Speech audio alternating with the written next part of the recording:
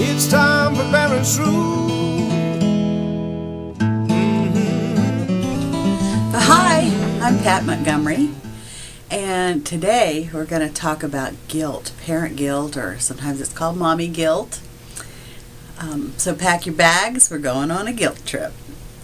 Well, not that kind of guilt trip. We're going to talk about guilt, what it is, what it can do to you, and what we can do about it. So what is guilt? Guilt is a very powerful emotion that is based on an event in your life, and it's very difficult for you to get past that. Sometimes it can be very damaging, and I think that guilt is very hurtful to you. Regret is one thing, and that's where you do something or say something and you, oh, I wish I hadn't done that, and you move past it. But with guilt, you're just kind of stuck there until you find a way to move past it, and you almost physically have to make yourself do that.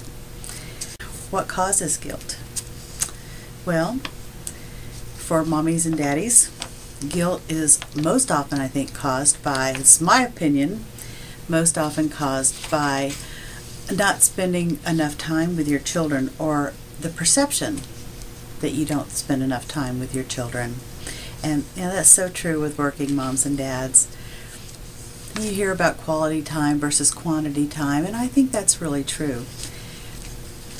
The other things that can cause guilt are things you say in the spur of the moment, things you decide to do that may not be something that you would normally do, that maybe you punish a child for something that really isn't that big of an infraction and you feel bad about it later. There's all kinds of things that cause guilt. Sometimes not paying close enough attention to your child. I know that happened with me one time where my child came in from playing and his shoulder was hurt, and he kept saying, it's no big deal, it's no big deal. Of course, he was walking like this. And so I listened to him, and I said, okay, it's no big deal. Well, the next day when we finally went to the doctor, he had a separated shoulder. Yeah, I felt really bad about that, and I felt like I should have done something sooner. So, there's a lot of things that we can feel guilty about if we want to for parents. Guilt has profound effects on us. It can have mental, emotional, and physical effects. It can also interfere with our judgment, and it can diminish our state of happiness. None of those things we want to see happen. So let's talk about each of those a little bit. Emotionally and mentally, I think one of the biggest things guilt does is cause anxiety, and most parents have some anxiety in their lives every day. But this is an extra added anxiety that goes beyond the normal thing, and can also lead to profound sadness and ultimately depression sometimes. Sometimes you can have mood swings. You can react inappropriately to things, and even if it goes far enough, you can exhibit symptoms such as eating disorders and profound depression that needs to be treated. Physical effects are, fatigue, headaches, stomach disorders, things like that. I think I had all of them at some point while my kids were growing up. Also, you got to be very careful with those and know where they're coming from. And we're going to talk about, how we can get rid of all this stuff. Guilt can also interfere with your judgment. If you feel guilty enough about something you did or didn't do, or said or didn't say, it can lead to something that I call parenting paralysis, where you even just stop parenting because you don't trust yourself.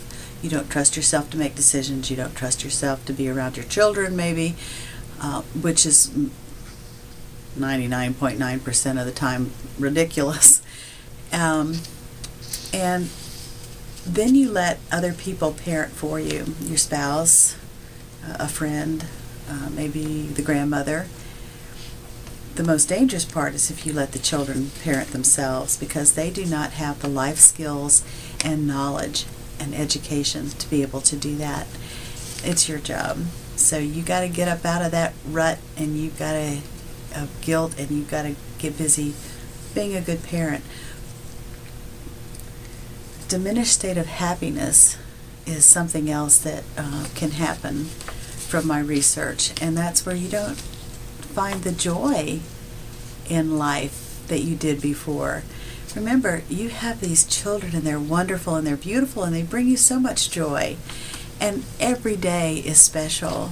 You know, look at those little sleeping faces, and they're just so precious. So don't let anything rob you of that joy. And remember, most of the decisions that you make are good ones.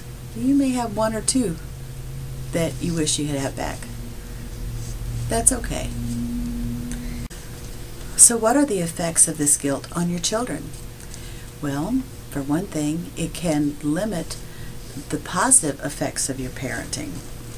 Your children can feel like you've withdrawn from them, and that you're no longer in the room with them or attached to them as much, because you're looking inward and you're dealing with your own issues. Children need to be parented, and you've got to make yourself do that. You can do it. It's okay. You'll be fine. I just want to tell you that. The other effect it has on your children is it's a poor parenting example. And one of our jobs as parents is to teach our children how to become parents. That's where we learned our parenting skills. That's where our children learn theirs. Whether we like it or not, whether we want it to happen that way or not, it's kind of like some of these celebrities that say, well, I don't want to be a role model. Well, I'm sorry, it comes with a job. So, you know, always think about how you can be the best parenting example. And one of those ways that you can do that is when you make a mistake, own up to it and move on, and don't let it ruin your life. So, how do we forgive ourselves?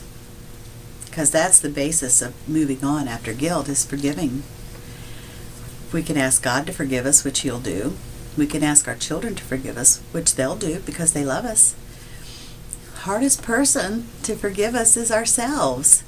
And you've got to allow yourself to forgive yourself. Create a space where you can actually do that. And we're going to talk about how that can happen. Bill Cosby says, people will surprise you. People can be more forgiving than you can imagine, but you have to forgive yourself. Let go of what's bitter and move on. And I love that quote. One way you can forgive yourself is to realize there are no perfect parents. Not one. In my book, Now You Know What I Know, it's all about stuff I did wrong. There's some stuff I did right, but it talks a lot about the things I wish I'd done differently, so my children wouldn't make the same mistakes. There's nobody perfect out there. In the movie Cheaper by the Dozen 2 with Steve Martin, there's a quote in that movie that I just love. It's there's no way to be a perfect parent, but about 1,000,000 ways to be a great parent. So there's where you want to aim for. You can't be perfect. None of us are, but you can be a great parent. You can be a good parent. You can be a loving parent. You can put lots of adjectives in there. Just don't try to put perfect in there, because you can't be. You're just human. So give yourself a break and realize that nobody's perfect. Even the neighbor down the road who you think has it all going on and everything seems perfect in their lives, it's not. Trust me. They have issues too, and she feels guilty about something that she's done. I promise you. So find a way to find forgiveness in yourself and banish guilt. Another way you can do that is just repeat the process over and over. If you think you've forgiven yourself and then you find yourself a few weeks later feeling guilty about it again, forgive yourself again. It's okay. Another thing you can do is focus on all the happy stuff in your life, because trust me, there is lots of happy stuff. And remember, you're just a person who made a decision in the heat of the moment with the information that you had. Maybe you didn't have all the information. You know, you're a parent who wants to do the best for your child. You do all of your decision making with their best interest at heart. you're going to be fine, and you are fine, and they love you, and you're a great parent. So thanks for joining me on Parents Rule, and we'll see you next time.